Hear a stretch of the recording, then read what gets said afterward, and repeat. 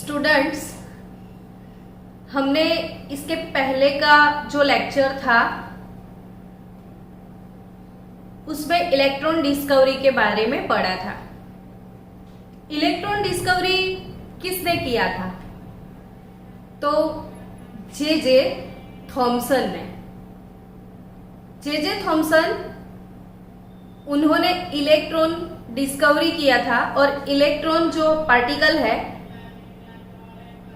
उसका charge by mass ratio 1.758820 into 10⁻11 coulomb per KG. वो Thompson experiment भी हमने पढ़ लिया। उसके बाद मैंने स्ट्रक्चर ऑफ एटम में आपको क्या पढ़ाया था? तो स्ट्रक्चर ऑफ एटम में आप पढ़ चुके हो इलेक्ट्रॉन का चार्ज। अब इलेक्ट्रॉन नाम के पार्टिकल के ऊपर कितना चार्ज है वो आपको पता है। इलेक्ट्रॉन के ऊपर कितना चार्ज है? तो charge of electron -1.6022 into 10⁻19 coulomb. ये इलेक्ट्रॉन के ऊपर इतना चार्ज है, ठीक है। अब इलेक्ट्रॉन का चार्ज मिल गया तो चार्ज बाय मास रेशियो हमारे पास था, E/m रेशियो था। फिर हमारे पास चार्ज भी था तो उसके अकॉर्डिंग हमने मास ऑफ इलेक्ट्रॉन भी कैलकुलेट कर लिया। और मास ऑफ इलेक्ट्रॉन हमारे पास कितना है? तो 9.109 इंटू 10⁻31 kg। अब ये स्टैटिस्टिकल फिगर है, लंबी लंबी सी। तो आपको ये लगता होगा कि इतना बड़ा फिगर क्या मैडम हमको लर्न करना है? तो या डेफिनेटली ये वाले सारे स्टैटिस्टिकल फिगर आपको 100% याद रखने हैं, क्योंकि अगर जेई का एग्जाम है तो जेई के एग्जाम में ये जो स्टैटिस्टिकल फिगर है विथ ये डेसिमल पॉइंट, सारे फिगर जो है आपको लिखने होते हैं। सारे फिगर जेई में तो एक पोर्शन ऐसा रहता है जिसमें ऐसे पूरे सेक्शन में ऐसे क्वेश्चन आते हैं जिसमें ये सब लिखना होता है। तो जितने भी स्टैटिस्टिकल फिगर सब आ रहे हैं इस चैप्टर में वो सारे के सारे आपको लर्न भी करने हैं। तो यहाँ पे हमारे पास चार्ज ऑफ इलेक्ट्रॉन आ गया, मास ऑफ इलेक्ट्रॉन आ गया। इलेक्ट्रॉन डिस्कवरी किसने किया था? तो जे थॉमसन ने। और इलेक्ट्रॉन डिस्कवरी 1897 में हुआ था। अब जैसे ही 1897 में इलेक्ट्रॉन मिल गया तब से सबको मन में ऐसा लग रहा था कि ये एटम कैसा होगा। हमारे चैप्टर का नाम क्या है? तो स्ट्रक्चर ऑफ एटम है। अब स्ट्रक्चर ऑफ एटम यानी कि ये चैप्टर में सारे साइंटिस्ट का इंटरेस्ट क्या था? तो सबको यही इंटरेस्ट था कि जो एटम है उसका स्ट्रक्चर कैसा है। अभी मैं आपको बोलूं ना कैसा है तो आप तो मुझे बहुत ही फास्ट बोल दोगे कि मैडम ऐसा स्फेरिकल सा है, फिर अंदर छोटा छोटा एक न्यूक्लियस है, फिर न्यूक्लियस के अंदर प्रोटॉन है, न्यूट्रॉन है, फिर न्यूक्लियस के बाहर बहुत सारी ऑर्बिट्स है और ऑर्बिट्स के अंदर क्या है? इलेक्ट्रॉन्स है। तो वो आप फटाफट से क्यों बोल दोगे? क्योंकि आपको पता है। लेकिन जब ये चीजें पता नहीं थी तब कैसे कैसे मॉडल आए थे। ये चैप्टर ना पूरा बहुत ही ज्यादा इंटरेस्टिंग चैप्टर है। अगर आप इसकी थियरी आप ध्यान से पढ़ो स्टेप बाय स्टेप, तो जैसे जैसे ये डिस्कवरी हुआ तो कितने कितने अमेजिंग फैक्ट्स बाहर आए। इंटरेस्ट से पढ़ोगे तो चैप्टर पूरा स्टोरी लाइक लगेगा और मैं आपको पूरा चैप्टर स्टोरी में कन्वर्ट करके पढ़ाने वाली हूँ। अब स्टोरी की शुरुआत करें तो जैसे ही 1897 में इलेक्ट्रॉन की डिस्कवरी हुई और उसके तुरंत बाद 1898 में एटॉमिक मॉडल प्रपोज किया किसने? तो जे थॉमसन ने। 1897 में उन्होंने इलेक्ट्रॉन की डिस्कवरी कर ली और 1898 में सीधा हमको एटॉमिक मॉडल रिप्रेजेंट करके दे दिया। किसने दिया सबसे पहला एटॉमिक मॉडल? तो जे थॉमसन। सबसे पहला एटॉमिक मॉडल किसका था? जे थॉमसन अंकल का। अब सबको पता नहीं था कि एटम कैसा है और किसी को कुछ चीजें पता ही नहीं होती है और अचानक से कोई ऐसे मॉडल बना के आपको दे दे तो सबको उसमें ट्रस्ट भी होने लगता है। तो सबसे पहला मॉडल जो कि जे थॉमसन अंकल ने रिप्रेजेंट किया था वो मॉडल कैसा है वो देखो। तो थॉमसन मॉडल, इसको हम थॉमसन मॉडल बोलेंगे। तो थॉमसन मॉडल ऑफ एटम, और सबसे पहला जो थॉमसन मॉडल है एटॉमिक स्ट्रक्चर के लिए, ये इस मॉडल को थॉमसन अंकल ने वाटरमेलन से कंपेयर किया था। सबने वाटरमेलन खाया हुआ है। अब वाटरमेलन और एटम कंपैरिजन कैसे? तो यस, आपको पता है ना कि भाई हमारा एटम उसका शेप कैसा है? तो स्फेरिकल शेप है। अब स्फेरिकल यानी कि गोल गोल। तो वाटरमेलन कैसा है? गोल गोल है, ठीक है। लेकिन अगर आप वाटरमेलन को बीच में से कट करो और उसको दो पीस में डिवाइड करो तो उसके अंदर जो पिंक पिंक पल्प है वो पल्प पूरे वाटरमेलन में यूनिफॉर्मली डिस्ट्रीब्यूटेड है, यानी कि वो एम्प्टी नहीं है, पूरा भरा भरा सा है वाटरमेलन। तो वैसे ही सबसे पहला मॉडल था कि एटम वाटरमेलन के जैसा है, यानी कि अंदर से पूरा भरा भरा सा है, उसमें कोई एम्प्टी स्पेस नहीं है। फिर दूसरा क्वेश्चन आया, देखो इलेक्ट्रॉन डिस्कवरी के बाद हमारी टेक्स्ट बुक में एक टॉपिक है प्रोटॉन डिस्कवरी। ये वाला जो टॉपिक है प्रोटॉन डिस्कवरी वाला टॉपिक, वो टॉपिक मैं आपको वीडियो बना के भेजने वाली हूँ। इसलिए मैंने आज ये अपना 4th लेक्चर स्टार्ट किया कि भाई थॉमसन मॉडल। तो जब तक थॉमसन मॉडल हमारे पास आया उसके पहले प्रोटॉन की डिस्कवरी हो चुकी थी। आपको पता है प्रोटॉन की डिस्कवरी किसने की? तो प्रोटॉन डिस्कवरी गोल्डस्टीन ने की। गोल्डस्टीन, तो गोल्डस्टीन जो है उन्होंने प्रोटॉन डिस्कवरी किया था। और जो प्रोटॉन डिस्कवरी है ये 1886 में हुआ था। अब 1886 में प्रोटॉन जन्म ले चुका था। इलेक्ट्रॉन का 11 साल के बाद बर्थडे था। यहाँ पे 1886 में आप 11 ऐड करोगे तो आपको मिलेगा 1897, यानी कि प्रोटॉन डिस्कवरी के 11 इयर्स आफ्टर हमको क्या मिला था? इलेक्ट्रॉन। अब हमारे पास दो फंडामेंटल पार्टिकल थे। कौन कौन से?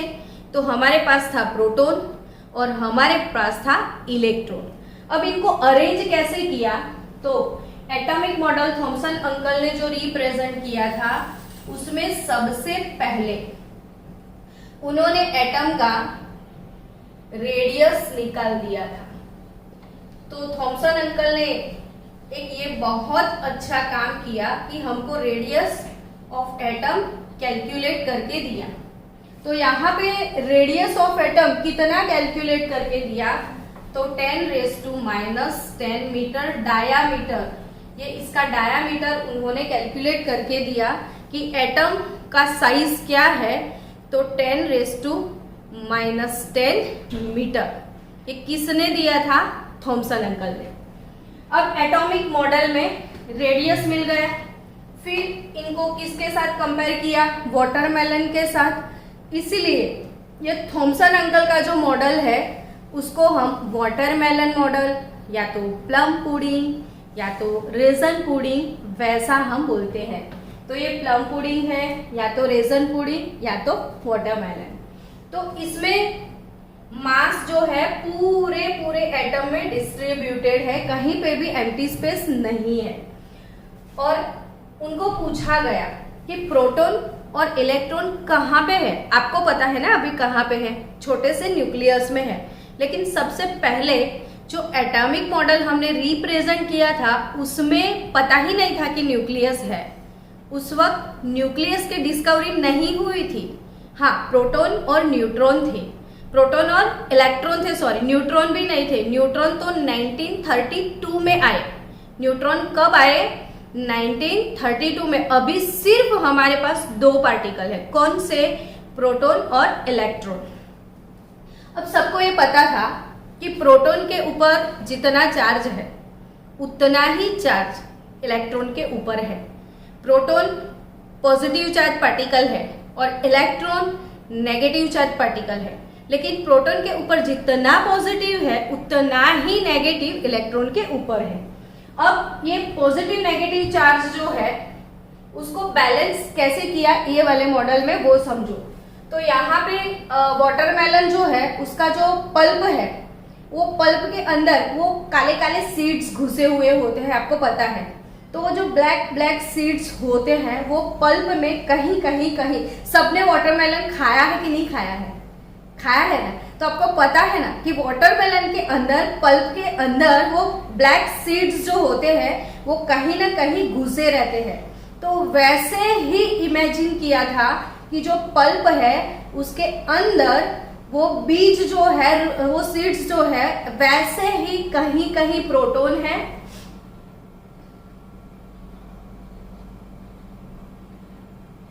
एक, दो, तीन, चार, पांच, 6, 7 प्रोटॉन मैंने बनाए। तो वैसे ही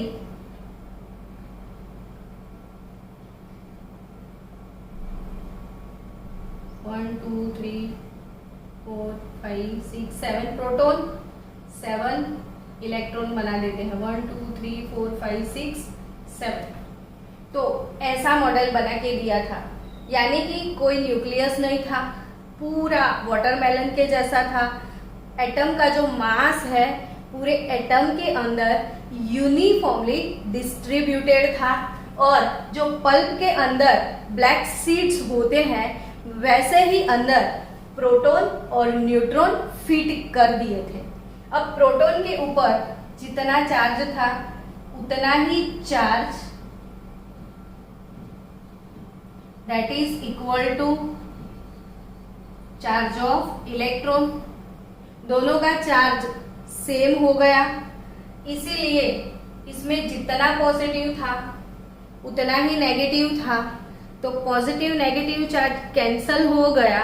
सो we can say that here atom is electrically neutral. Atom is electrically neutral, यानी कि एटम पे कोई चार्ज नहीं होता है, क्योंकि अंदर जितने प्रोटॉन है उतने ही इलेक्ट्रॉन है। और प्रोटॉन और इलेक्ट्रॉन को कैसे अरेंज किया, तो जैसे वाटरमेलन के अंदर सीड्स होते हैं कहीं कहीं घुसे घुसे, वैसे ही कहीं कहीं घुसे घुसे से प्रोटॉन और इलेक्ट्रॉन थे। तो ये वाला मॉडल सबसे पहले किसने रिप्रेजेंट किया था? जे थॉमसन अंकल ने। कितना पोपट बनाया, लगता है ना। पर अब नेक्स्ट स्टेप क्या था कि ये वाला जो मॉडल है वो स्टेबिलिटी नहीं एक्सप्लेन कर सकता है। आई डोंट थिंक कि उसमें स्टेबिलिटी है, लेकिन तो भी सबसे पहले आया, सबको पसंद भी आया, सब लोग मानने लगे थे कि एटम, हाँ थॉमसन अंकल ने बताया वैसा ही है। तो फिर कैसे पता चला कि एटम ऐसा नहीं है, कुछ और है एटम में? तो वो अब पढ़ते हैं।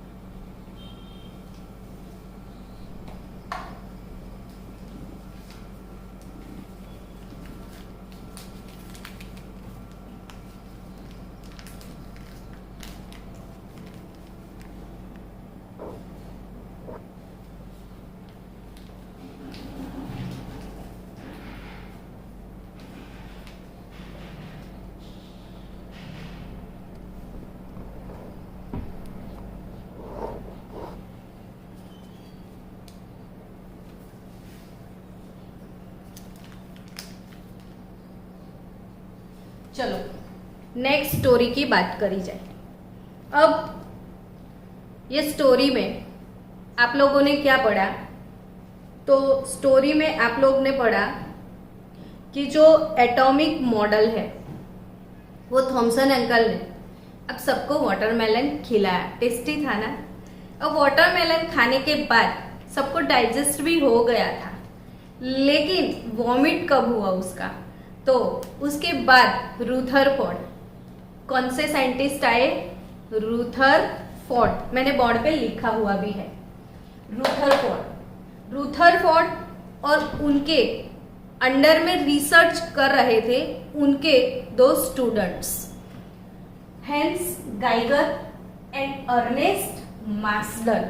रुथरफोर्ड के दो स्टूडेंट जो उनके अंडर में रिसर्च कर रहे थे वो कौन से दो स्टूडेंट? तो हेंस गाइगर और अर्नेस्ट मार्सडन। तो हेंस गाइगर और अर्नेस्ट मार्सडन और रुथरफोर्ड अंकल तीनों ने मिलके आपके लिए एक एक्सपेरिमेंट किया। आपको पता है 9th में आपने पढ़ा होगा, हमेशा जब कोई एक्सपेरिमेंट होता है तो उसमें 3 चीजें होती हैं। सबसे पहली चीज एम क्या है, दूसरी चीज एक्सपेरिमेंट, और एक्सपेरिमेंट के थ्रू लास्ट चीज ऑब्जर्वेशंस। ऑब्जर्वेशन के बाद क्या? तो कंक्लूजन। तो कोई भी एक्सपेरिमेंट उसका कुछ ना कुछ एम होता है, वो एम के पर्पस में वो एक्सपेरिमेंट होता है। एक्सपेरिमेंट करने के बाद उसके ऑब्जर्वेशंस निकलते हैं। ऑब्जर्वेशंस निकलने के बाद कि ऐसा ऐसा हुआ तो क्यों हुआ, तो उसके कंक्लूजन आते हैं। तो ये एक्सपेरिमेंट हम शुरू करते हैं। आप सबको पता है कि रुथरफोर्ड ने अल्फा रे स्कैटरिंग वाला प्रैक्टिकल किया था। तो अल्फा रे जो है उनको बॉम्बार्ड किया था गोल्ड फॉइल पे। ये गोल्ड का फॉइल है। इन्होंने एक्सपेरिमेंट के लिए 100 mm थिकनेस का गोल्ड फॉइल लिया था। रुथरफोर्ड के एक्सपेरिमेंट में 100 mm थिकनेस वाला गोल्ड फॉइल था। अब जो 100 mm थिकनेस वाला गोल्ड फॉइल था, इसमें गोल्ड के एटम ऐसे होंगे, ये हमको पता है, उनको नहीं पता था। उनको तो ये पता था कि अंदर उसके एटम्स है। ये मैं बना रही हूँ एटम्स उन्होंने तो वाटरमेलन ही एज्यूम किया था। उनको थॉमसन अंकल ने बताया था कि जो एटम्स है उसका मॉडल रिप्रेजेंट हो चुका था। एटम कैसे है? तो वाटरमेलन के जैसे है, वो तो बोल ही दिया था थॉमसन अंकल ने। तो अब ये जो एक्सपेरिमेंट है अल्फा रे स्कैटरिंग एक्सपेरिमेंट। अब अल्फा रे क्या है वो थोड़ा समझ लेते हैं। तो अल्फा, बीटा, गामा, ये आपने सुना है। 3 इडियट मूवी देखा है तो उसमें भी ये वर्ड्स है, अल्फा बीटा गामा ने सारी लाइफ जला डाली, वैसा कुछ सेंटेंस है उसमें। तो कंफ्यूजन ही कंफ्यूजन, सॉल्यूशन का पता नहीं, वैसा कुछ सॉन्ग था। और इसमें अल्फा बीटा गामा की बात करें तो ऐसे रेस के बारे में उन्होंने बोला था। अब ये जो अल्फा बीटा गामा रेज है वो कहाँ से आते हैं? तो रेडियो एक्टिव सब्सटेंस, ऐसा कुछ आपने सुना होगा। रेडियो एक्टिविटी वो वर्ड भी आपने सुना होगा। अब रेडियो एक्टिविटी तो एक फिनोमिना है।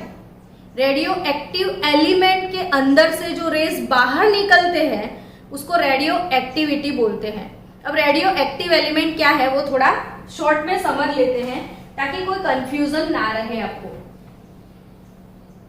हैवी एलिमेंट्स जैसे यूरेनियम है, तो यूरेनियम का एटॉमिक नंबर 92 है। यूरेनियम का एटॉमिक नंबर क्या है? 92। तो इसका मतलब क्या हुआ? तो इसके अंदर 92 प्रोटॉन और 92 इलेक्ट्रॉन और उसके साथ 143 न्यूट्रॉन है। तो यूरेनियम की बात करें तो इसमें 92 प्रोटॉन, 143 न्यूट्रॉन इसके अंदर है। अब एक छोटा सा न्यूक्लियस इसमें प्रोटॉन और न्यूट्रॉन बहुत ज्यादा नंबर में आ जाते हैं। अब एक क्लासरूम है, 50 की कैपेसिटी वाला क्लासरूम है, इसमें मैंने 50 बच्चे को बिठा दिया तो that is okay, it is comfortable zone. लेकिन अगर मैंने 50 के क्लास में 150 बिठा दिए, अब सोचो हाल क्लास क्या होगा। तो बट ऑब्वियस है कि वो 150 जो बैठ गए हैं उनकी कैपेसिटी नहीं है 50 के क्लास में अरेंज होने की, तो वो सारे के सारे इतना रश होगा, वो पूरा क्लास अनस्टेबल हो जाएगा, अंदर अंदर झगड़ने लगेंगे, मारने लगेंगे, और ऐसा झगड़ा होगा कि बेंच के भी पुर्जे पुर्जे सब ऐसे रूम के बाहर पड़े होंगे। सेम वैसा ही एटम के अंदर होता है। अब ये छोटा सा जो न्यूक्लियस है, इसमें प्रोटॉन से ज्यादा न्यूट्रॉन भी है, तो बहुत प्रोटॉन और बहुत न्यूट्रॉन जब आ जाते हैं तो अंदर पॉपुलेशन बढ़ जाता है, और जब पॉपुलेशन बढ़ जाता है तो न्यूक्लियस अनस्टेबल हो जाता है। अनस्टेबल हो जाता है तो वो एक्सप्लोजन हो जाता है, अंदर फट जाता है न्यूक्लियस, और अंदर से सारे पार्टिकल्स ऐसे बाहर निकलने लगते हैं।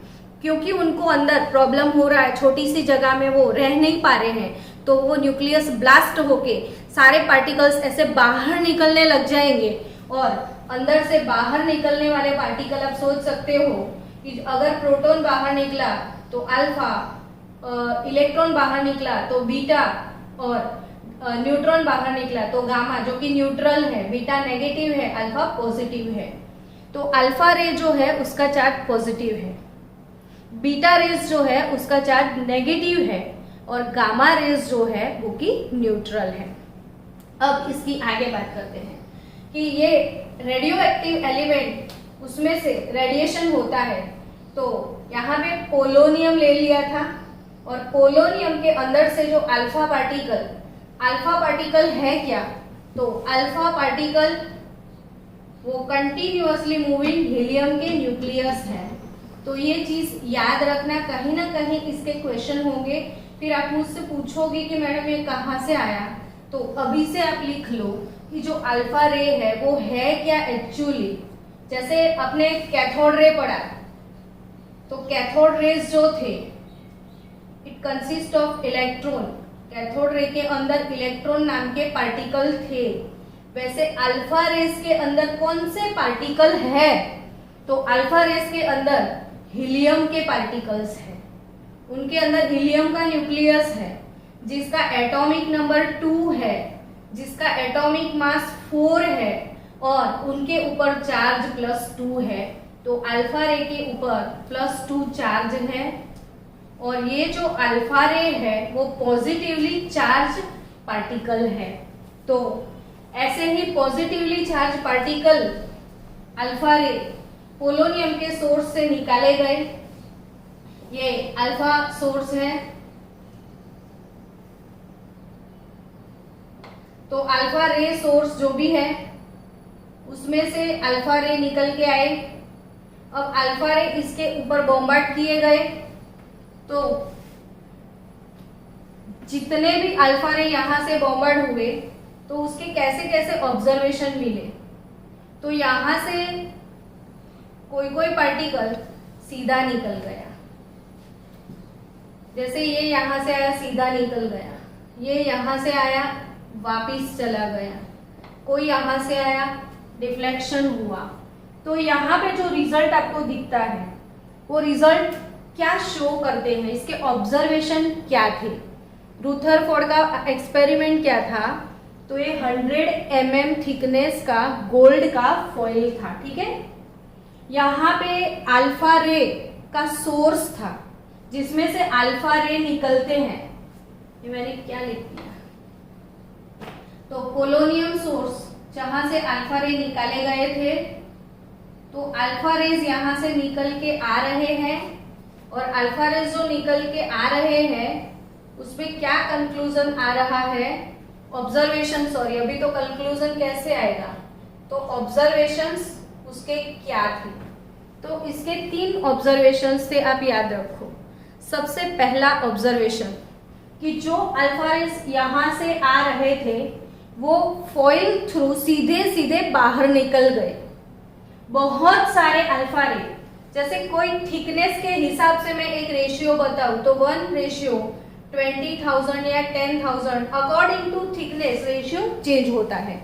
अब यहाँ पे मैं आपको बताऊं तो यहाँ पे जितने भी रेज यानी कि 20,000 रेज सीधे ऐसे की ऐसे निकल गए, सीधे direct pass through gold foil, कुछ भी नहीं हुआ उनको।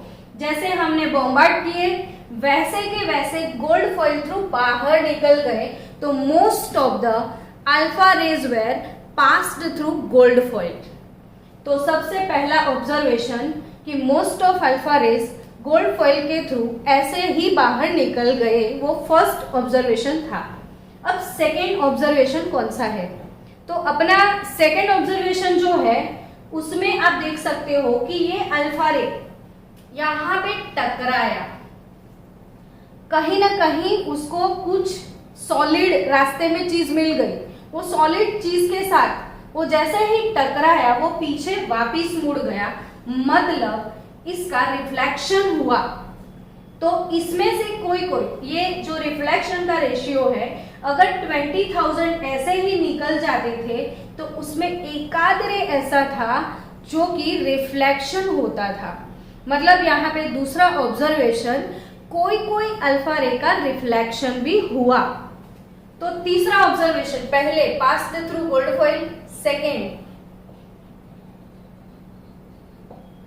रिफ्लेक्शन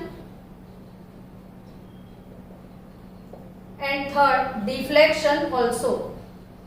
अब डिफ्लेक्शन क्या चीज है? तो ये देखो जो पीछे वापिस जो गए वो रिफ्लेक्शन, लेकिन ये सीधे किसके ऊपर बॉम्बार्ड हुए उनका रिफ्लेक्शन हुआ। जो उसके एकदम क्लोज से पास होने वाले थे, जो न्यूक्लियस के काफी क्लोज आए, तो उनका ऐसे डिफ्लेक्शन हो गया। डिफ्लेक्शन यानी कि डायरेक्शन चेंज हो गया। जो सीधा जाने वाला था यहां से इसको किसी ने किक मारा और ड्यू टू उसकी किक वो ऐसे डिफ्लेक्ट हो गया।